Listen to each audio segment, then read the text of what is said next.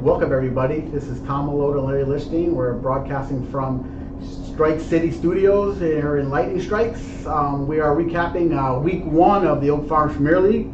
Larry, what do you think about last week?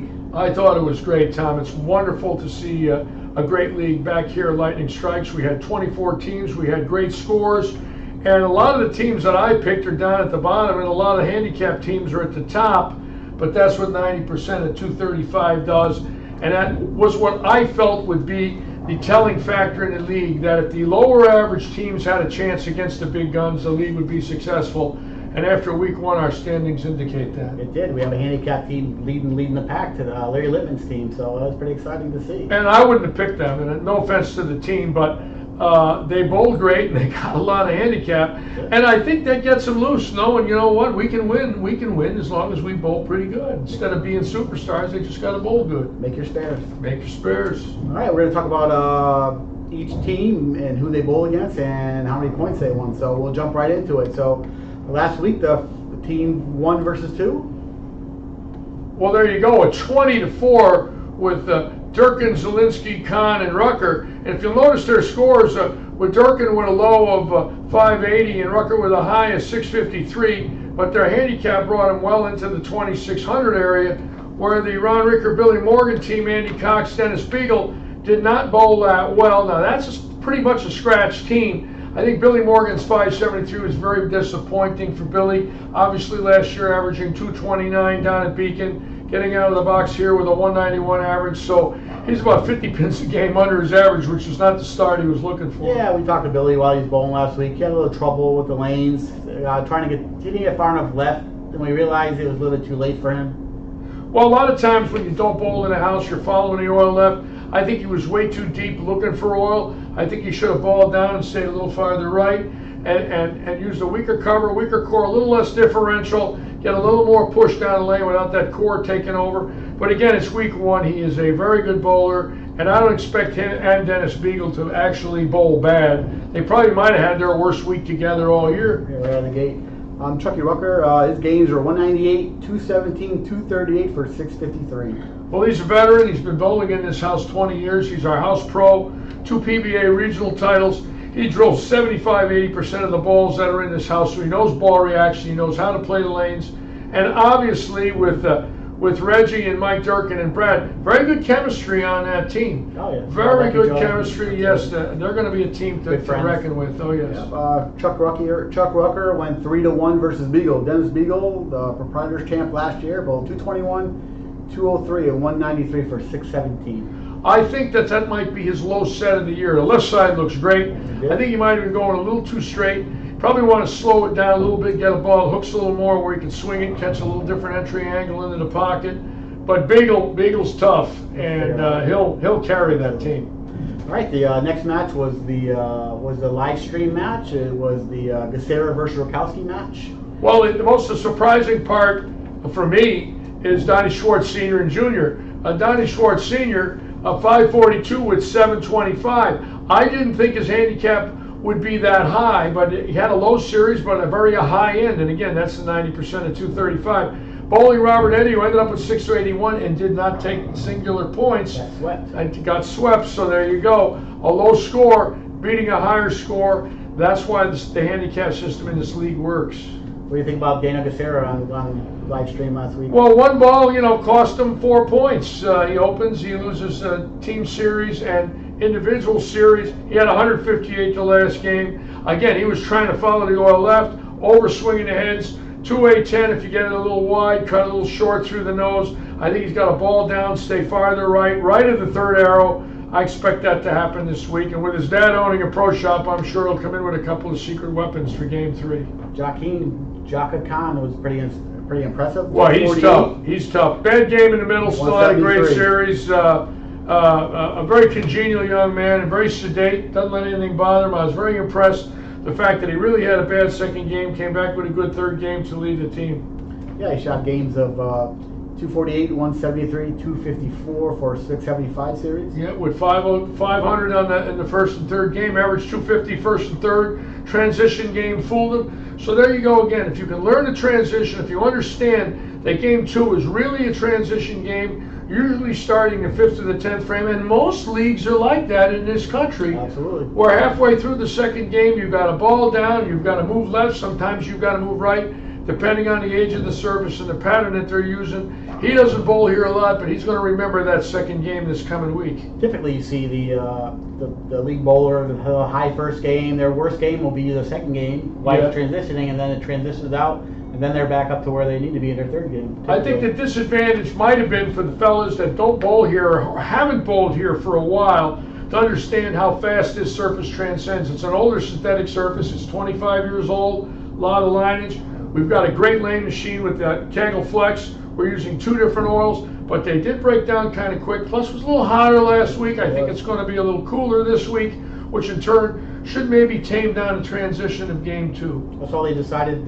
We decided to move the shot back from 44 feet to 42 feet, so that should even create higher scores this week. A little more back end, so if you move in, it'll recover quicker. That's what we're hoping for. Again, with the handicap system here and looking at the standings after week 1, I really feel now a team that was set up for good handicap and some good scratch bowling has a better chance than an all-scratch team. Absolutely. On the all-scratch team, like Allshire last week, had 1 bad series and it affected the whole team. It did. Also, Scott Cobb on that team bowled 235, 216, 208 for 659. Scott Cobb was probably the most underrated good bowler in the league. I mean, Scott Cobb could lead the league in average. He does have a side bet with Ricky Ward. That's going to be interesting. They bet $500 on who would have the higher average in the league. So that's one to watch each week. And I will be talking about that because most people are going to pick Ricky Ward because he's a 6-time PBA titleist. But Scott Cobb drills more balls than anyone in the house. And he gets the right ball in his hand, he can strike at will. He shot 659, Ricky shot 660. So there you go. He's ahead of him already. And the Gacera versus Rakowski. Rakowski took that one. 211, 259, 198 for 668 versus Gacera's 225, 220, 158 for 603. Yeah, I think Daniel really got shocked the last game, but Daniel's extremely intelligent when it comes to bowling bad. He knows what the reason was. He probably didn't have balls to go to in game 3. If he sees the same scenario coming on again, he's going to move right instead of left, get a weaker ball. Actually, he might even stand farther right with a weaker ball than he did in games 1 and 2, and that's what you got to do when they break down. Just couldn't figure out the third game, 158. He'll get it. He's too good. All right, the next match was people that we really don't know yet, but we will. Well, again, it's a 16-8. If you'll notice, Team 5 with a high series of 565 took 8 points. But look at their handicap. It actually kept them in the match pretty close. And this is the best one of all. Justin Aldridge with 474 got 681 with handicap. And Dwayne had a 490, 592 handicap. So you got 2 bowlers that didn't break 500. And between them, they had 300 pins of handicap. So there you go. It's going to make things very interesting on the handicap side. Yeah, Bob McIver swept his match, so that helped out a lot for that team. All right, the next match we were talking about is the team number 9 versus team 10. Well, Chris James started the league with the first 9 shots. George Gordado and Davion Sweeney had a 655. Again, all 4 bowlers, 593 low, 655 high, yet they only took 9 points. Danny Hyams' team went a 624, and Bobby Taylor coming back after not bowling here for a while with a 701. And Danny Hyman bowled for 7 years, 624. So they're 15-9. Excellent start for Team 9. Yeah, I like that team a lot. Just a great bunch of guys on that team. Chris James at the front 9. He was laughing at the end of the night. Couldn't believe he had the first 9 right out of the chute. But they're real nice that first game on the fresh. I don't think there's any breakdown. There's not too much guessing.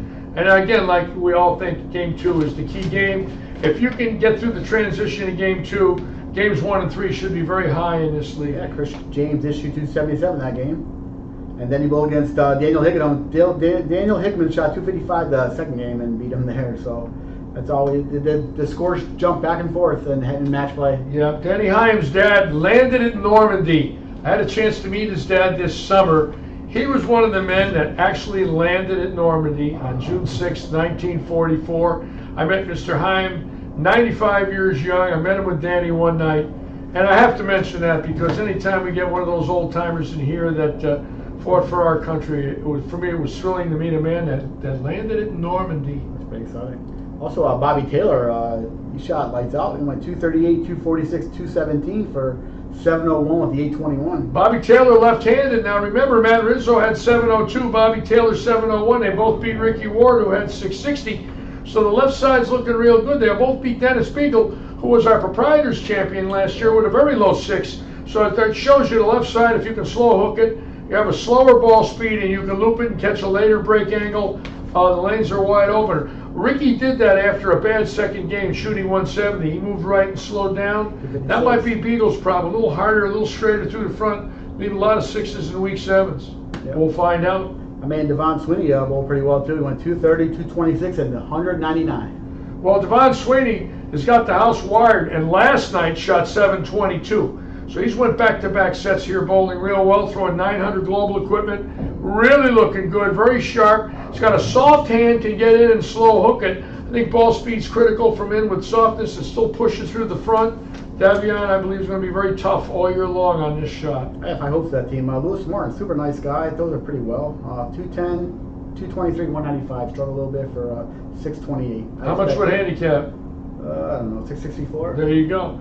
Handicap's going to win this league. I firmly believe now the 90% of 235 team with medium handicap and good scratch bowling, but no superstars, could very well win the league. I'd like to hear that. Also, my apologies for skipping this one. My Wayne Toplin's team against Mark Pulaski Jr.'s team. Well, if you look at Pulaski Jr., very bad start for a very good bowler. Dustin Clark, who's a lot better than 517. Mike Shoemaker, 646, a lefty, and Matt Rizzo. So the two lefties are 150 over for 6 games, averaging 230 scratch. The two righties didn't average 170 scratch. So right off the bat, we got a little, maybe 175 scratch. That's probably what cost them the points. Obviously, Mark Pulaski has got to improve to help this team win. He'll be fine. He stayed in both pot games after, so I think he's good. Mark Pulaski will be just fine. He's not afraid of anybody. He did win a tournament last year up in Orlando for 3,000. He's not afraid to travel, and he can beat people. Yep. So we'll talk a little about Robert Hilton was a blind last week, but Wayne Toplin bowled very well. 660. 660, yep. Yep, 660 with 717. Doug Lozen. If you look at the last 3 bowlers on that team, 660, 622, 644 for almost 2,200. So there's the handicap again, keeping them at 19.5. A very balanced team. And Robert Hilton is a very good player, but Wayne Toplin right now has been doing a lot of practicing, very underrated. Wayne Toplin averages 215 in this league with all that handicap. He can be very tough. Yep, absolutely. Wayne Toplin bowl games of 203, 188, 269. There it was, at 269 got him team total, individual total, and individual points on his side. So that was that game there might have been a 7-point game for that team. Absolutely. And Brendan Carlton went 205. 225, 214 for 644. The Big C runs tournaments here on Sundays, and Wayne Toplin's our IT guy. So the two fellows here that really help out with Brandon running tournaments and Wayne Toplin with our computer systems bowl very well together, and they'll be tough all year. That's going to be a very good team.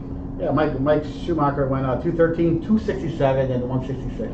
Mike Schumacher and Matt Rizzo could be a very interesting 1-2 punch if they both get lined up. I'm a little surprised at the third game at 166, but Mike Schumacher can strike, and he can slow hook it. I was watching him in practice last week. He can get his feet right. He's a left-hander. Yep. He can swing it, get the ball out to 4, 5, 6 board, and get it back. So we'll see what happens as the year goes on. Yeah, Matt Rizzo had games of 255, 216, and 233 the third game for 704. Matt Rizzo has always been tough. I had him in junior leagues at Coral Lanes and the early part of the century.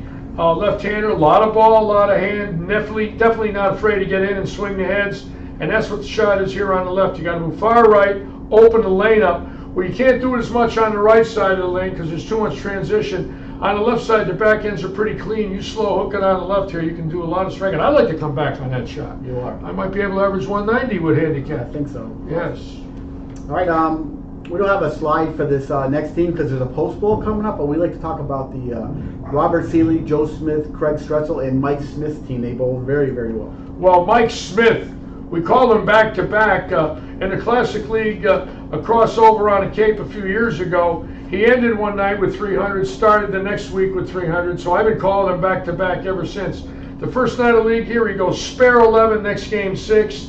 He had 17 in a row. He did. He had a Dutch 249, 290 out of the chute. He did in 224 game And 30. in 224 for 763, second high in the league behind Dave Stouffer.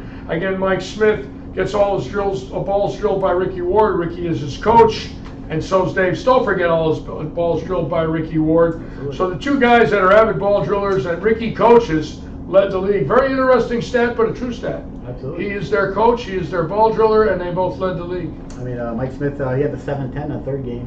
7-10 the third Yeah, game, he had straight a shot at 800 right Oh, out of the he's box. gonna do Mike Smith's an avid bowler, has 37 consecutive USBC Open championships. Other than Steve Callier, I believe he has the most in a row in the Southwest Florida Bowling Association. I think Steve Callier has 42 in a row. Wow. Mike Smith 37 in a row, which is really great. What a wonderful number that is. Guys that go every year to the Nationals. Steve Caller's on my national team. So it's Steve always- Callier's on your national team. I didn't know that. Dennis Beagle. And Dennis Spiegel. Casera. And Gacera. I know. And how'd you bowl this year? Not very good. I didn't They think bowled great. I understand. That's why I said that. Sorry, I won't do that again. Robert It Silly cost me bowled- my seat here if I do that. Robert Silly bowled very well also. He won 224, 232, and 202. Robert Seeley, very good bowler. Very interesting team there. Now the blind's going to go against them. The blind already knows what they've got to do. They've got an uphill battle there. Yeah. I don't like their chances. Craig Strutzel had a little wild going on. He went 182, 144, and 275. Craig Streisel throws the ball really good. I'm surprised at his 601. first two games. 601. I'm very surprised he bowled that bad the first two. Just goes to show you, he might have just played the lanes wrong. All of a sudden, he saw something in whammo, 275. Nice, yeah. That team, I think that team's gonna make a lot of noise this week. So do I. All right, well, our next slide's going to be Team 15 versus Team 16. Well, Dennis Ricker and Rieger, Josh Brown, Rob Thurier, and Jay Feather, only 599 high, 10 points. Obviously, this is a close match here. If you look at the Gatewood team with Pulaski Sr., 14-10 could have went the other way, could have been 14 on the other side. Naturally, in the first week, you don't want to take 3 or 4 points. I'm sure Team 16 would like to have taken more. Let's see where they might have lost it. The Oswald 49, the Terrier 24, might have been 1 ball. And the Pulaski Sr., Jay Feather 674 to 679, 5 pins there. So that could have went the other way. It could have went 14-10 the other side. I'm sure JJ can find five pins somewhere to beat Mark. JJ went to two-handed. He did. He throws pretty He good. throws pretty good two-handed. Practice a lot. Maybe you could give Belmonte a few tips. Absolutely. Let's see here. We got Charlie Tyron from that team. Shot 209, 239, 203 for 651. Very consistent. That's the way to do it on week 1. Is anything here?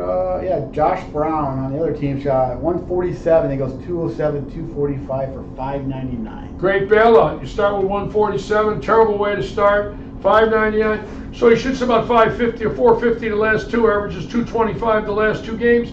So he figured out transition. He was lost in lane 1. Actually bowled better in the transition games, which is very possible. Like with Craig Streetzel, he's got a bad game in the middle. All of a sudden he figures it out 275. So that's what we're looking for. I think they're going to learn from week 1, all of them. Oh, absolutely. Let's talk about the dream team here. We kind of skipped them, but There's the dream team. Now Alshire, obviously, with 617, might have been 4 or 6 point loss with that 617. Stouffer carries him with 766.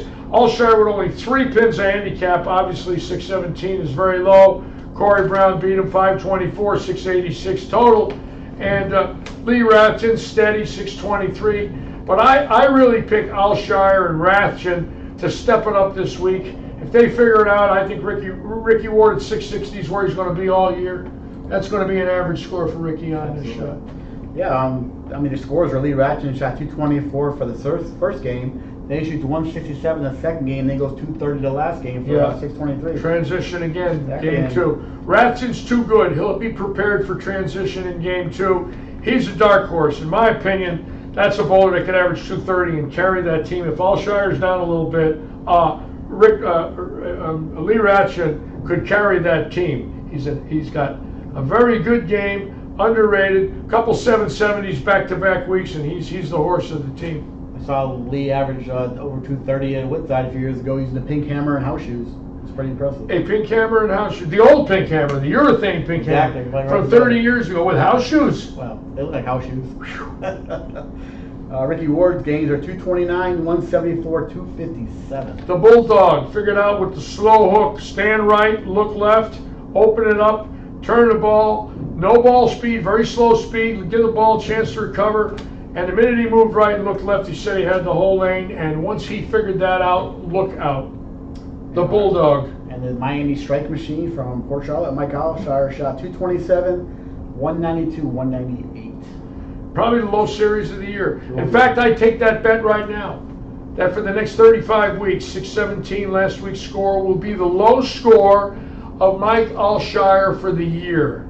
617 will be his low. All right, and the man who beat Norm Duke this year out of the Masters, David Stover, 225. Then he caught fire, 276, 265. And he left pins out there. Dave Stouffer is a thoroughbred. Obviously has no fear. Beat Duke in the Masters. Dave Stouffer could beat anybody in the world when he's right. He is a fantastic bowler. Has been great in this area for 20 years. Won the proprietor 3 or 4 times, I believe. He's everything. So 766 doesn't surprise me. It is a series that I feel each week that will probably be the low series. I honestly believe 766 might be a low leading series. Last week, I think the bowlers just weren't acclimated to transition. It was a little warm in here. First night of league. First night of league. A lot of players haven't bowled here in a while. Didn't get used to this pattern. Stover's been practicing a lot here. Practiced for the USBC here. A lot of games in June. So he's acclimated to the house, acclimated to the approaches. And when he starts striking, he's a machine. If you watch the flow bowling of the Masters, you see Norm Duke come up to David Stover when David Stover get up in the 10th to finish out. And Norm Duke says something to David, and David laughs, and I asked him, what did Norm Duke say to you? And he goes, that's all I got, kid. Yeah. That's great. Yeah, Norm Duke is so wonderful. And I'm so proud of David, because David showed all of us the greatness that we've always known he's had. And now in his late 30s, early 40s, you can see it. It's happening. It hasn't slowed him down any. His age is not a factor here. I thought for sure when he got by Duke, he had a real good chance of winning. Well, I thought he could win. And then the lefty got in the next set. And the left side was pretty good in the Masters, if you remember. Did he bowl the righty? What's his name? No, he lost to a lefty. Stover lost to a lefty. Oh, and then the loser. In the losers bracket, yeah, that sent him home in the top 16. He was 9 through 16. But I really felt if he could get by the lefty and get to the top 8, one more match and he's on TV, so we had a shot there. I thought he would. This first match he lost against Jake Peters. Jake Peters is tough from Las Vegas, out of Chicago originally. Jake Peters is tough. Stover should have won. Tough. Congratulations to D. Corey Brown for sweeping Mike Alshire. That was pretty exciting. I can't believe Alshire got swept. Probably he can't either. I think he just got caught a little off guard. A lot of times when you're that good, sometimes you rely on shot making so much that you can honestly play the lanes a little wrong. Maybe he did. Maybe he just didn't have the right ball in his hand. But I expect 617 to be a low series. And I don't think anybody would doubt that. I watched those guys last week. They were so close to. You saw the second game where they shot 809. A gifted team. Yeah, they won 905, 809, 952 to 3 games. So the second game was just tough for them. That happens. It's the nature of the sport. Let's talk about the dream team here, but all right, let's go to team 15 and 16. Did we talk about them? Yeah, we went through that one already. Yeah, we did. All right, who we got next? Gary Seitz. Interesting. Father and son there, Gary and Barry. And they 13-11, a split. I guess both teams will take it. Nobody probably left happy. Again, if you look at Gary's score, 2 pins shy of Copeland. If you look at Hodgman's score, 18 pins under Forbes, that's 1 open. Even Paris against Balanza, that's 1 open. So 3 balls could have cost either team a lot of points there. So again, 13-11, good way to start. Neither team got buried, if you will. Yeah, my man Dick Hoagland, he's come back from hand surgery. He's 80 years old and he loves bowling. He's just disappointed in the way he's bowling, but it's tough coming out of surgery. He'll be fine. Yeah, he'll be fine. That 413 turns into 580. He's got 700 with handicap, so he can certainly do it. And Matt Hodgman, my pick for the first 300 of the season, he bowled 166, 201, 238. You kind of figure them out toward the end of the set. Well, there you go again. Somebody figured out transition. Again, as the season goes on, we're going to see a lot of things. But now we can start analyzing them a little bit when we see scores like that against the team they bowled. Plus the sheets we got here are really telling a lot of opening and 10th frames, things of that nature. Bowlers who got swept by very few pins, probably missed a spare, had a bad count each game. And with Peterson points now, they got to start thinking about spares. You know, if one spare costs you your game and your points that game, and your team game and your team series, because you miss one 10 pin, you got to hang your head and say, wait a minute, I just cost my team 6 points because I don't know how to make a 10 pin. So with Peterson points, spare shooting is critical. You cannot give away one pinners. It could cost you a league championship.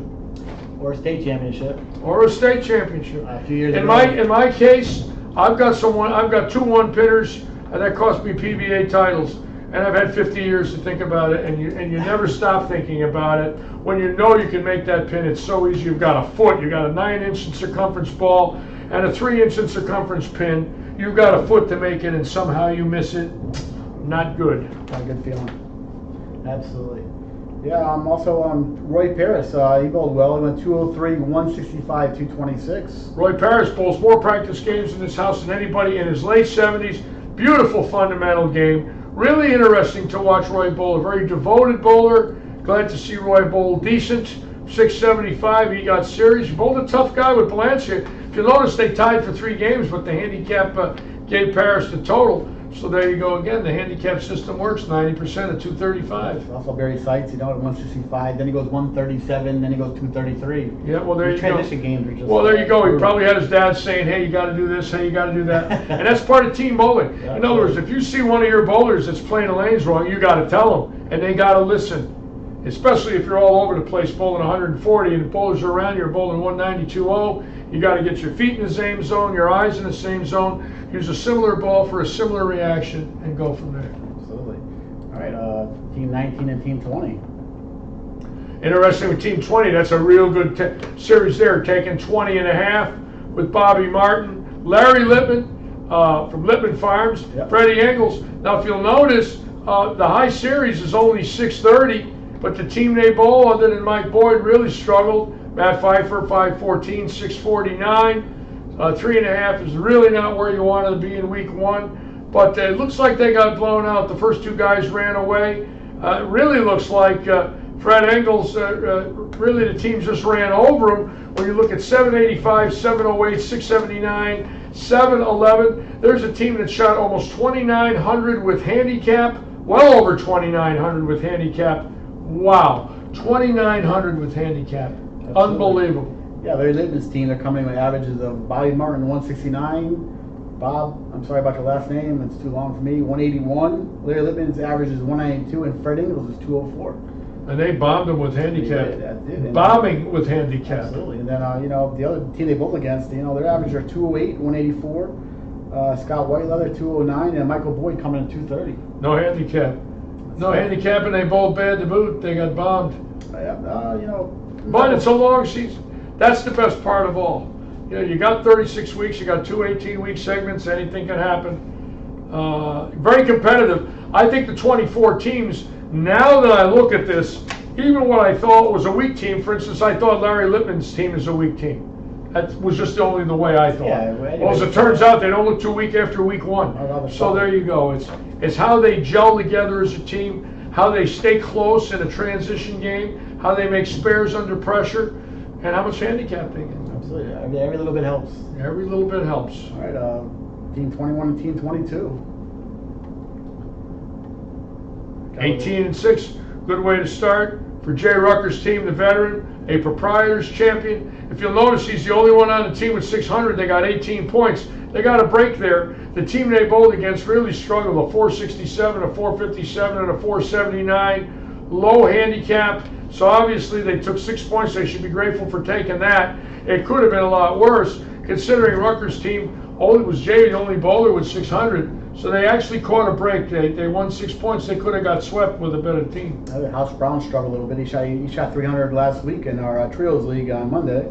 House Brown's going to be tough. He's got a lot of revs. Avid bowler, strong bowler. Out of the gate, they bowled very well. House Brown shot 234, then 152, 194. There's those low games. They were killing teams. Yeah, House Brown's first game is last week. His last game was 300. It was.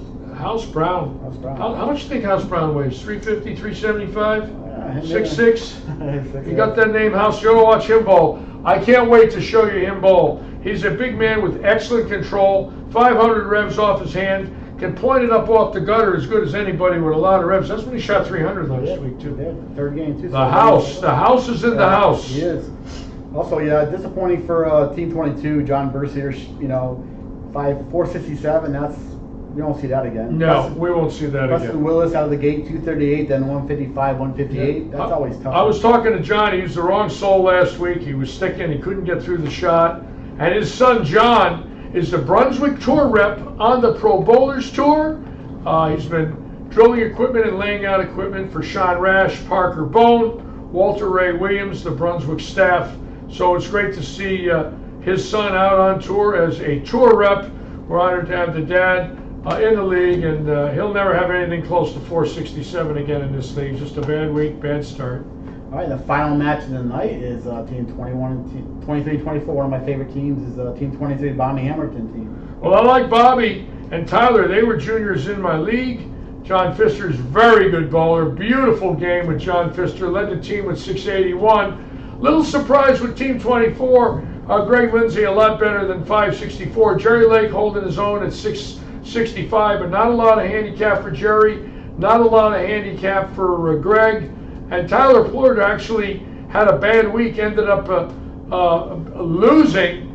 Greg Lindsay got a break there, and they only took 5 points. So Greg's going to have to bowl a lot better, and so is Joe Pons. The Pons is a very good bowler. I believe they'll be back. And our head mechanic, Chris P., 567, really got hurt with John Pfister, 681. So I look for that team to bounce back. Pretty good team right there, but we'll see. Absolutely. So some of the scores were John Pfister shot 235, 278, then a 168. John Pfister, excellent bowler, made the finals in the proprietors this past year, or last year, I think, at Lehigh, excuse me. Very good bowler. I can't wait to call his game. You really want to see a beautiful game. It's John Pfister, and he's bowling with Bobby Hamilton, who, Bobby Hamilton's game is fantastic. Probably one of the taller bowlers in the league, around 6'4". Beautiful arm swing, high rev rate. Wonderful to watch Bobby bowl. Bobby shot 256, 199, and 196. Okay, so he stayed close to the last two. Good start. Little transition issue there, but kept it close. Probably made his spares. Didn't strike a lot. And Scott Chakowski shot 225, 199, and 217. Scott, again, this team, the Hamilton team is a good team. Absolutely. They'll be tough all year. I think so. So we've got a lot of teams. You know what I realized now that I look, a lot of teams where I didn't know the bowlers. I've only been here for about 4 months. Even though they're not household names, they gelled together and they got a lot of handicap. Especially that team with 2,900, Larry Lipman's team, 500 pins handicap. It's a lot. Wow, unbelievable. Better bring your striking shoes. Yes, get your striking shoes bowling them. So Jerry Lake, he goes 235, 248, and then 182 the last game. Yeah, Jerry Lake's tough. Avid bowler, good bowler. Absolutely, coming in 231 book average. Yep. Greg Lindsay 214, 172 with a win, and 178. He'll bowl a lot better. Absolutely. Greg, probably 172, 178 for Lindsay will probably be his lowest back-to-back games all year. Very good bowler. Can definitely win. A proprietor's championship is a winning style. A little unorthodox, but can win. Very good bowler. I do. I like Jerry a lot. All right, well, that's the recap of teams 1 through 24 for week 1. We're excited for week 2 starting tomorrow. We'll be live streaming those matches. I think Mark Jr.'s on the TV pair. Mark Jr.'s on the TV pair. Dressed nice. Mark Jr. can bowl, not afraid of anybody. Got a little money match last week against Stolfer and Ward. I expect that to happen tomorrow night. I wouldn't mind live streaming a money match, but I don't know if we want to do that. But you never know. We might. We can do anything we want here. Absolutely. It's Pulaski Jr., Clark, Rizzo, and Schumacher tomorrow against Anthony Evanchik, Jim Shirk, Bob McIver, and Chris Huick. Sorry if I butcher your name. And one pair, 27 and 8. 27 and 8. 27 and 8. We will be on tomorrow night at 7 on the Lightning Strikes homepage, on the Southwest Florida Bowling Circle page, there, yeah. and on my page, the Larry Lichstein page, on Facebook. And for all my friends out there that watched last week, thank you. We'll be talking to you again live here tomorrow night from Lightning Strikes. All right, we'll go over a couple things. Is that the pair next to the TV pair is going to be Robert Hilton and Wayne Toplin, Doug Lozen and Brendan Carlton. So we'll see a little bit. So we could call that pair. That pair came in real good last week with the cameras. So we can definitely call 16 bowlers instead of 8, and we'll try to. We'll try to talk about all their styles tomorrow evening. It's not just one feature pair. As long as my camera angle can get to 4 lanes, we'll definitely discuss the 4 bowlers. Excited. Also, we apologize for not being able to get the this recap sheet up, the score sheets up online yet at League Secretary. We're still working on that with our IT guys. So we're gonna post the league standing sheets on the Lightning Strikes page tonight. So it's unofficial. It's not official yet. There's still a post bowl that has to happen tomorrow, but in the future going forward, you'll be able to get scores pretty quickly. I think this is great, Tom. I have a feeling as the year goes on and our audience understands our point system, our handicap system, and the fact that a team can be a lesser known that could beat a team of giants, it's going to make the league really interesting. I love 90% at 235. It's the first time I've seen it close up. I've never been much into handicap, usually scratch leagues, but this system here does work, and we went the other way. We could have went with a point league scratch. Maybe that'll happen next year. That'll be another night of the week where we might run a scratch league as well. That's definitely on the table. But this year it was 90% of 235 handicap, and with the $13,000 added from Oaks Farms, it makes it the most prestigious handicap league in Southwest Florida. Congratulations to Mike Smith, high game of the week, 290, and David Stover, high scratch series, 766. And we expect 300s real soon. I hope we can get on a pair where we can call it. Mark Jr. tomorrow. Mark Jr. tomorrow night. The prediction's out, and he could throw 300. Mark Jr.'s had an 800, 300 in league, so let's see what happens. All right, we'll see you guys tomorrow night. See you tomorrow night. Thanks for watching. Thank you. What do you think? 10 times better. You sure? A million times better. You like it? I don't want to do it again. That's for sure. Okay.